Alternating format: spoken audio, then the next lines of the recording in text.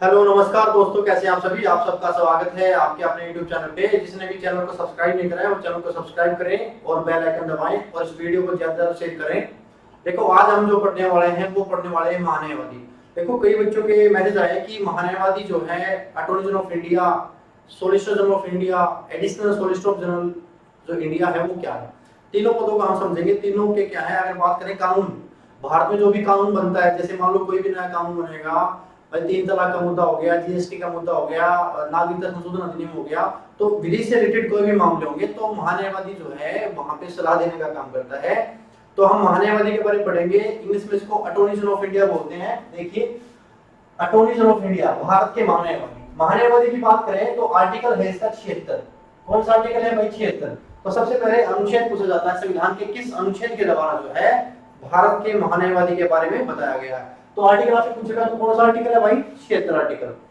तो आर्टिकल्स है और उसके बाद अगर आपसे क्वेश्चन पूछ ले पार्ट संविधान के कौन से भाग में आता है, तो 76 जो संविधान के भाग 5 में आता है। तो महान्यायवादी भी जो है संविधान के भाग 5 में इसका वर्णन किया गया है। तो आपको एक तो आर्टिकल ध्यान रखना है, आपका भाग याद रखना, दोनों से क्वेश्चन आपसे पूछे जाते हैं। Attorney general of India, attorney general of India है, उसके नीचे जो है उसकी सहायता करने के लिए जो होता है सॉलिसिटर जनरल ऑफ इंडिया होता है। इसकी चर्चा करेंगे इसके बारे में।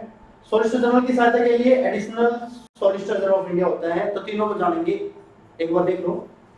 अगर बात करें अटॉर्नी जनरल ऑफ इंडिया की, देखो अटॉर्नी जनरल ऑफ इंडिया जो है वो कौन होता है और कब बनेगा, कितनी उसकी एज होनी चाहिए। देखो एज का कोई भी इसमें प्रावधान नहीं है। भारतीय संविधान में एज के बारे में नहीं बताया गया है कि कितनी इसकी एज होनी चाहिए, उसके बारे में कुछ नहीं बताया गया है। मैं आपको बता दूं, सिर्फ इसकी एक योग्यता होनी चाहिए कि वो सुप्रीम कोर्ट का न्यायाधीश बनने की योग्यता रखता हो। मतलब वो सुप्रीम कोर्ट के न्यायाधीश के बराबर, मतलब ये नहीं कि वो न्यायाधीश होना चाहिए ना, सुप्रीम कोर्ट के न्यायाधीश बनने के अनुसार। मतलब देखो सुप्रीम कोर्ट का जो न्यायाधीश बनेगा तो उसमें क्या होगा, वहां पे 5 साल तक जज और 10 साल तक जो है सुप्रीम कोर्ट में वकील होना चाहिए, तो वो चीजें हो जाएगी, तो सुप्रीम कोर्ट का वो न्यायाधीश बन जाएगा। तो महान्यायवादी भी जो है उसके अकॉर्डिंग उसके इक्वल ही उसकी योग्यता रखी गई है। तो कोई फिक्स ये बीए एमए पास या पीएचडी नहीं होना चाहिए, बल्कि ये सुप्रीम कोर्ट के न्यायाधीश बनने की जो है ये योग्यता रखता हो। मतलब उसके अकॉर्डिंग उसने पढ़ाई कर रखी है, उस लेवल तक। योग्यता की बात जान ली, आर्टिकल पता है, भाग पता है। उसके बाद योग्यता के बाद जो है इसकी नियुक्ति कौन करता है, इसका कार्यकाल कितना है, उसके बारे में चर्चा करेंगे। देखो नियुक्ति की बात करें तो प्रधानमंत्री की सलाह पर राष्ट्रपति इसको नियुक्ति पत्र देता है, इसको शपथ दिलाता है। और महान्यायवादी जो है प्रधानमंत्री के अकॉर्डिंग ही कोई बनेगा तो प्रधानमंत्री की सलाह पर ही बनेगा और राष्ट्रपति इसको शपथ दिलाएंगे महान्यायवादी की। तो महान्यायवादी को शपथ कौन दिलाता है भाई? राष्ट्रपति। तो राष्ट्रपति जो है वो नियुक्ति पत्र देंगे प्रधानमंत्री की सलाह पर। ये बात आप ध्यान रखना। कार्यकाल जो है इसका कोई भी कार्यकाल नहीं होता है, फिक्स नहीं है। क्योंकि इसका कार्यकाल क्यों नहीं है? क्योंकि ये राष्ट्रपति के प्रसाद पर्यंत है।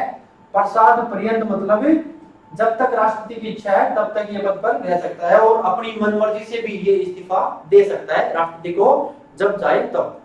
तो कार्यकाल भी पता होगी हमें कि भाई इसकी नियुक्ति कैसे हुई थी, कार्यकाल का पता चल गया, नियुक्ति किसके द्वारा की गई थी, किसने सिफारिश करी थी, आर्टिकल का पता है, भाग पता है। दूसरी बात, महान्यायवादी जो होता है उसका काम क्या होता है, कार्य क्या होते हैं, तो एक एक करके हम जान लेते हैं। भारत सरकार का वकील, मतलब जो सेंट्रल गवर्नमेंट है, भारत सरकार जो है उसका वकील होता है। अगर कोई भी केस किसी भी कोर्ट में होता है सरकार के खिलाफ, तो उसकी जो पैरवी करने के लिए, उस केस को लड़ने के लिए भारत सरकार की तरफ से जो है कौन जाएगा?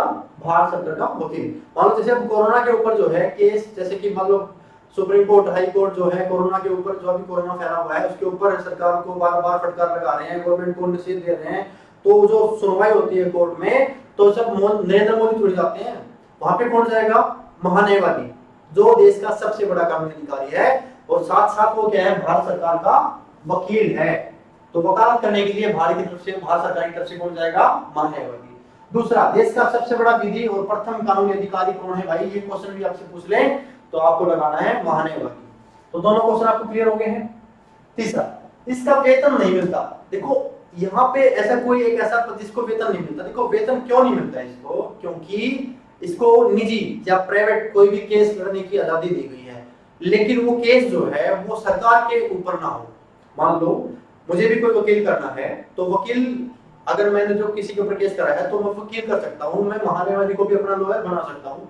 क्योंकि संविधान में लिखा गया है कि वो अपने प्राइवेट केस भी लड़ सकता है। जब वो निजी केस लड़ सकता है तो उसको वेतन की क्या आवश्यकता है। हाँ, लेकिन सरकार के दबाव से वेतन भत्ते जो भी उसके सुख सुविधाएं हैं पूरा उसका ध्यान रखा जाता है सरकार के द्वारा, तो इसका वेतन नहीं मिलता क्योंकि ये निजी केस भी लड़ सकता है। लेकिन ध्यान रखना आपको यहाँ पे एक चीज कि जो केस है वो सरकार के खिलाफ ना हो, भारत सरकार के खिलाफ ना हो, किसी राज्य सरकार के खिलाफ हो वो कोई दिक्कत नहीं है, लेकिन सेंट्रल गवर्नमेंट के खिलाफ वो केस नहीं होना चाहिए क्योंकि ये भारत सरकार का वकील है ना कि राज्य सरकार का। संसद में बैठने का अधिकार है, संसद के किसी भी सदन में बैठने का अधिकार है, राज्यसभा में भी लोकसभा में भी बैठने का अधिकार है, सुनवाई का अधिकार है, लेकिन वोट डालने का अधिकार नहीं है क्योंकि आर्टिकल 88 अनुच्छेद 88 के द्वारा ये बात बता दी गई है कि उसे मतदान का अधिकार किसी भी बिल पे नहीं है और सभी बैठकों में इसको बैठने का अधिकार है। तो ये तो इसकी क्या है, इसके कार्य हो गए हैं। कार्यकाल हमें पता है, राष्ट्रपति ने नियुक्ति कर दी, वो सब कुछ पढ़ लिया है। तो हम जान लेते हैं जो अटॉर्नी जनरल ऑफ इंडिया है वो वर्तमान में कौन है। देखो के वेणुगोपाल जो है, के वेणुगोपाल जो है भारत के वर्तमान में अटॉर्नी जनरल ऑफ इंडिया है, भारत के महान्यायवादी हैं। 30 जून 2017 को इनकी नियुक्ति की गई थी। 3 साल कार्यकाल पूरा करने के बाद अब दोबारा से इनको क्या है 1 साल के लिए, 1 साल के टर्म कंडीशन के लिए इनका कार्यकाल बढ़ा दिया गया है। तो वर्तमान में भी कौन है भाई, के वेणुगोपाल। अब बात आती है कि सॉलिसिटर जनरल कौन होता है, additional solicitor general of India कौन होता है। देखो महान्यायवादी जो है, महान्यायवादी पूरे तरीके से काम तो नहीं कर सकता कि वो इतने बड़े देश को एक अकेला ही व्यक्ति संभाल लेगा, तो उसकी सहायता के लिए एक सॉलिसिटर जनरल होता है। तो सॉलिसिटर जनरल कितने होते हैं भाई, एक। तो वर्तमान में भारत के जो सॉलिसिटर जनरल है वो है तुषार मेहता। कौन है भाई, तुषार मेहता। उसके बाद बात करेंगे हम additional solicitor general. Additional solicitor general जो होते हैं वो 4 होते हैं। वो क्या काम करते हैं, वो सॉलिसिटर जनरल को सलाह देते हैं, उसकी सहायता करते हैं किसी मुद्दे पर, और ये महान्यायवादी की सहायता करते हैं। और महान्यायवादी जो है सरकार के सामने जाके बात रखते हैं और सरकार के जो हेल्प करते हैं, और जो कानूनी अधिकारी उनको जो संज्ञा दी गई है, संविधान उनको जो पद जो दिया गया है, जो कार्य दिए गए हैं उनको पूरा करते हैं। तो ये महान्यायवादी हैं। उसके अगर बात करें उसके अलावा, तो प्रत्येक राज्य में अगर बात करें आर्टिकल 165 अनुच्छेद 165 के द्वारा, आर्टिकल 165 के द्वारा एक महाधिवक्ता स्टेट एडवोकेट जनरल की बात की गई है। उस चैप्टर पे हम देखेंगे पूरा, अगली जो टॉपिक आएगा अपना अगले लेक्चर में। तो प्रत्येक राज्य में भी एक कानूनी अधिकारी है स्टेट एडवोकेट जनरल। आर्टिकल कौन सा उसका, 165। तो ये था महान्यायवादी। और महान्यायवादी चैप्टर में अगर आपसे क्वेश्चन पूछे तो इस तरीके से जो है आपके ये जनरल पूछे जा सकते हैं कि सबसे ऊपर जो पोस्ट है क्रम में लगाइए, क्रम लगाने में पूछ रहे तो अटॉर्नी जनरल ऑफ इंडिया है, अटॉर्नी जनरल ऑफ इंडिया है। उसके नीचे फिर है सॉलिसिटर जनरल है। उसके नीचे अगर बात करें एडिशनल सॉलिसिटर जनरल है। संख्या भी पूछ सकता है, तो मैं आपको बता दूं एडिशनल सॉलिसिटर जनरल जो होते हैं वो 4 होते हैं। सॉलिसिटर जनरल ऑफ जो होता है वो 1 होता है, वो तुषार मेहता है। और महान्यायवादी आपको बता दिया गया के वेणुगोपाल है। कार्यकाल नहीं होता, कोई पढ़ाई लिखने वाली बात, योग्यता वाली बात नहीं है, एज नहीं है। वेतन नहीं मिलता है, वेतन इसलिए नहीं मिलता क्योंकि प्राइवेट केस भी लड़ सकता है, तो इसके लिए वेतन की इसको कुछ बताया नहीं गया है। वो जब कि अगर वो प्राइवेट केस नहीं लड़ेगा, अगर इस बाध्यता को हटा देंगे तो उसको वेतन मिल सकता है। ये चीज संविधान में लिखी गई है, तो हम इस चीज को पढ़ रहे हैं। देखो भाई, वीडियो को ज्यादा शेयर करें कि हम और भी अच्छी जो कंटेंट लेकर आपके सामने उपस्थित हों, और चैनल को सब्सक्राइब जरूर कर ले, बेल आइकन दबाएं। आज के लिए इतना ही, धन्यवाद।